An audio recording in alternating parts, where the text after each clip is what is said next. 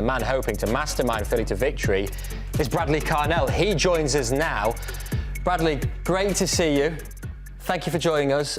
Top of the division, things are going pretty well, aren't they? For you, what has gone right so far? Yeah, listen, I mean, it's 5 games in, and what we've accomplished over the last couple of weeks and in preseason has been nothing short of amazing. It's the start of a journey. It's a long journey. We know that. But I'm just grateful for the organization.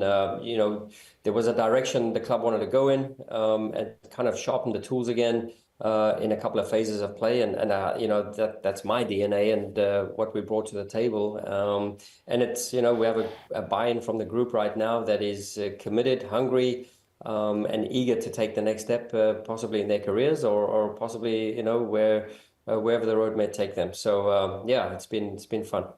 Bradley, we got to talk about the hottest player in Major League Soccer right now, and that's your striker, Tai Baribo. I mean, he scored 9 goals last season. He's already got 6 this season. What's in the water in the Schuylkill or the Delaware River? Because I want what he's drinking right now. I said the water. Yeah, his movement off the ball is excellent, right? And I think we've provided the players, and if you see all his goals, it's been like really good timed runs in the box, and I think the service has been excellent from the wider areas, and the relationship you have the overlay right now with Kai Wagner. I think there's a really good relationship on and off the field, and yeah, just the type of game model that we're trying to instill here at the Union.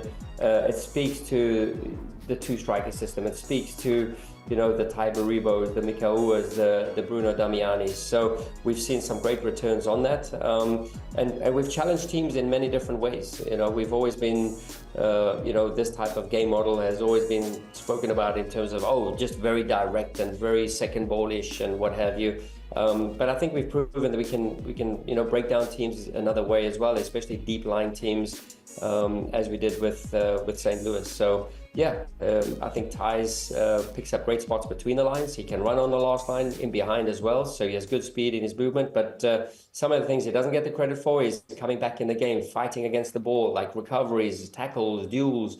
So he brings a lot to the table. Bradley, it's good to see you again. Usually when we're watching football from Europe after an international break, and we see the guys that make the trip back over to Europe from this side of the pond, they're usually on the bench because of the rest. Manager says that they're not ready, and we don't like it, right? We kind of get angry. It's like, oh, come on, play him. But they kind of might need that 24 hours of rest. Here we're seeing something on the flip side where Tai Baribo is coming from Europe back over from international duty with Israel. How is he? Is he ready to go? He's your top goal scorer. Yeah, your guess is as good as mine. I haven't seen him yet. So, I mean, we're here at the facility. He'll arrive back today. So time is of the essence to try and get him back. I know he didn't have all the minutes he would have wanted for the national team. But, you know, we're grateful to have him back here. And he's pretty healthy. He's in a good way. So I don't foresee any problems about the game weekend. But we do have options, and you know, we have a full roster now that's competing on all positions. And yeah, this is a healthy competitive fight that we're having internally. And I always said the internal competition has to be greater than the external competition. And you know, we've been training really well lately. So if we look at Inter Miami then, Bradley, Lionel Messi, we don't quite know yet whether he's going to feature in this one. Yeah. What are your thoughts on that? Do you almost want him to play because it's Lionel Messi, but at the same time, you know, that could be to detriment, I guess, to your team? You've got to be careful what you wish for. Yeah, listen, I think you have to pick your poison.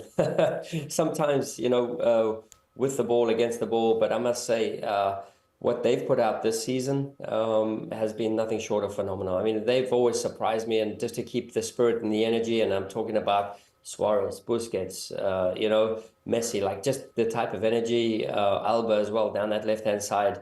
I mean, I played at a high level, you know, and these guys are going then and more at the age that they are, and I have the highest respect for them. It's incredible that they can keep on, and these guys are winners. Their mentality is immense. And to drive the rest of the group, drive the rest of the youngsters that they've brought in there now. So I think Mascherano's done a great job, a little bit more proactive, a little bit more on the jump, a little bit more aggressive than previous seasons. So, they bring a lot to the table now, and they're a real force to be reckoned with. And yeah, we've got nothing to lose. We're going to go there with a proud mentality and put them in a tough game. But yeah, you have to pick your poison, who you want on the field, because they get maybe a little bit, I wouldn't say more dynamic, but they a little bit younger, maybe a little bit more work rate, with the younger guys in, and but then the quality, you can never deny that, what Messi can do with time and space. Now, of course, we're still not sure if Messi is going to play. He did miss the international break with Argentina. Yeah. Uncertain in terms of his stats will be in his game. What is it like preparing for Inter Miami with and without Messi? How much time, preparation, film work do you prepare for both scenarios? Yeah, I think it's good. I mean, we don't look at the names on backs of jerseys. For sure, you have to, honor them 100%. Not even Messi? But our collective identity has always served the philosophy well. We try and create overloads naturally, whether it's Carlos Hill or Denny Bouanga or Lionel Messi. We try and create 2v1s all over the field. And that's the way to deal with big time DP strikers, right? So if you leave Messi time and space, he's going to hurt you. And we don't want to spend too much time, contemplating the thought of like, who's in, who's out, does he play, doesn't he play, game plan this, game plan that. So for us, it's just about being us. And we do our overload principles anyway. So yeah, listen, it's going to be exciting to have him on the field. Hopefully he does play. And we've had some good experiences against Inter Miami before down the years. Now, Bradley, you took over from, it's actually a former teammate of mine and the previous coach of the Philadelphia Union, Jim Curtin, who's a longtime coach. He's a Philly guy through and through. And been the process of adaptation coming to a club that's been used to one voice for so long? Sure. Change, and we've had, chats with the staff or, people around the area here, like change is hard. Change is difficult. Change is also opportunity. And this is something we presented to the players to take the opportunity. Listen, I have to come in here and sell a product, and I'm not trying to replace Jim. Jim's a great guy. He built a great foundation here. I'm just trying to be me and what I believe in and what the club believes in. And, we had a good synergy through the negotiations, and, we felt that, the alignment was very strong in terms of the belief philosophy, where we want to go and where we want to take the union to. And so far, that's been really good. I think we've sharpened the tools, like I said, in our style of play against the ball. And that served us well in the attack as well. Bradley, you're coming off of a win against St. Louis, your former team. How was that? Is it as awkward as seeing an ex-girlfriend with your current girlfriend? How are you feeling about that? Yeah, it was awkward for sure.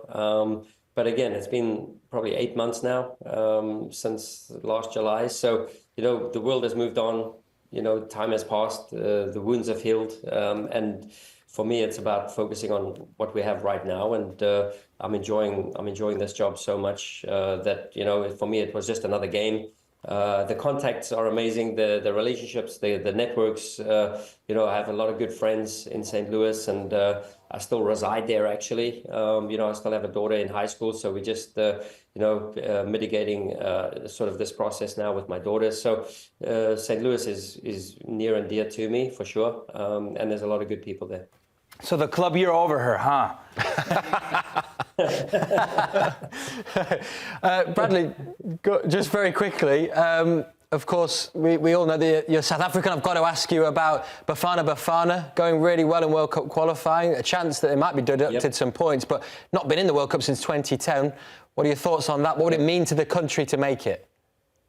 Yeah, I mean, Hugo Broos has, when he first came in, he had put under the spotlight quite a bit, and he kind of rubbed people the wrong way early on, but he's just trying to get his way.